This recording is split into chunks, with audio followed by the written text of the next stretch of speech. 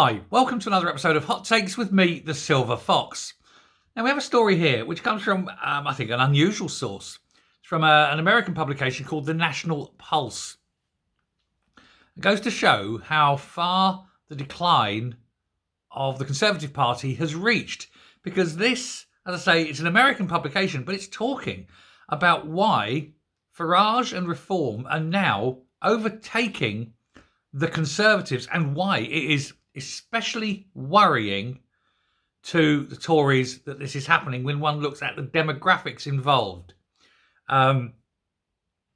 particularly with the young. And this is the key. It's like the anything, catch them young and you can, get their little minds. Well, with this one, it will absolutely destroy any future the Tories have, because there will be no future, because the young who aren't voting for Labour seem to be rallying around Reform and Nigel Farage. Now, maybe it's a cult of personality, who knows? But we'll take a look at it and see what's going on and see the numbers. But before I do, I want to say, ladies and gentlemen, one must always be thankful for mothers. Because my mother, God bless her, because I've not been well and that, she popped round a little while ago and she brought me a little present. And it's most joyous, most welcome and fantastic. And I'm going to show you what she brought me. Sunak caramel wafers. Let me just say now,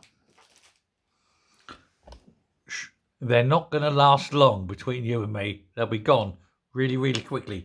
Because the problem with them is, once you open that packet, you're like this. And you can't get them in fast enough.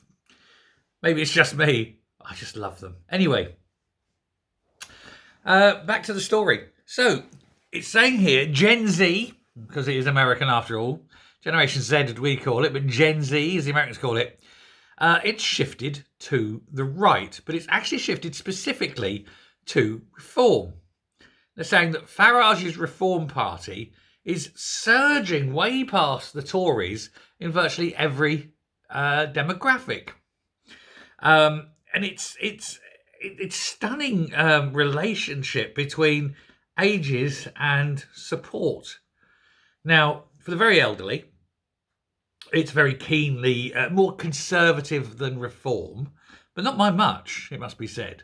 But once you get to sort of my age group, which is the sort of 50 to 64-year-old group, Reform is at 22% support amongst that group and only 16% to the Labour. Now, that is a significant difference. That is 1/3 more supporting the Tories than the Conservatives. There's literally nothing they can do about it. But once you get down to the 25 to 49, it's 15 to 12% in favour of Reform. So that sort of middling group, still more Reform than the Tories. But what is stunning is the young, the 18 to 24 cohort. 15% for the Tories. Sorry, 15% for Farage's Reform. Only 7% for the Tories. So amongst that very young, the 18 to 24, the first-time voters up to the people who may have voted in one previous election kind of thing, they are more than twice as likely to vote Reform as Conservative. This is absolutely astonishing numbers, because it cuts at the knees any sort of lifelong future Tory voters. They can't rely on people becoming Tory voters as they age, because what's likely to happen is, as they age out, you've got these people now that are going to be Reform all the way, but as the others age out, that rather than voting for the Tories, they're going to move to Reform. This could spark the final destruction of the Tory party after 200 odd years. And yet it all stems from one man.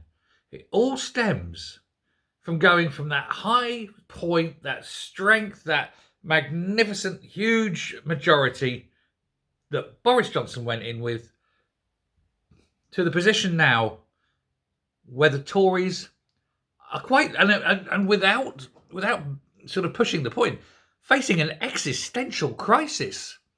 This is the point. They may actually cease to exist. And one man has caused this. The man, of course, who stabbed Boris Johnson in the back, who was then rejected by the Tory faithful, who was then forced upon the Tory party by a few misguided MPs at Westminster, forced, of course, upon the people of Britain, for whom nobody voted for him, not even the Tory party members voted for him, and has gone on to do these terrible things. So it's not surprising so many people have had enough of the Tories and are looking elsewhere, and Reform is picking this all up. But when you're cutting away all the young voters that would potentially be Tory voters as well, it's over. And it's one single man, an Indian man, a tiny, tiny, self-fulfilling prophecy, little man syndrome, a man not versed in our culture, heritage or history, a man who walks away from a very important event to, have a little meeting and then say, oh, that thing, as he called it. He doesn't deserve to be Prime Minister. He should never have been Prime Minister. And now he's just... I'm blaming Rishi Sunak. Rishi Sunak is not the man to blame here. Every single member of the Tory party at Parliament is to blame. Because Rishi Sunak didn't become Prime Minister on his own. They put him in. The Tory party, the parliamentary Tory party, put him in. Those MPs have destroyed their own party. And now they're all sitting there and quite literally shitting themselves because they're all going to be out of a job. Some very big scalps. Oh dear, how sad. I'm very, very upset about this. Or not. But for this to have made it across the ocean, all the way to America, to be such big news in American publications now, goes to show what a seismic shift it truly is. I think there'll be people in America sitting there going, how on earth can the Conservatives be knocked so far back that they're going to... It's almost like the Republican Party not finishing second in a presidential race. That's how big this is. And that's why so many Americans are actually picking up on this now. It's just crazy, isn't it? But like I say, they've done it to themselves and I've got no sympathy. Tell me what you think. Thanks a lot. Take care and goodbye.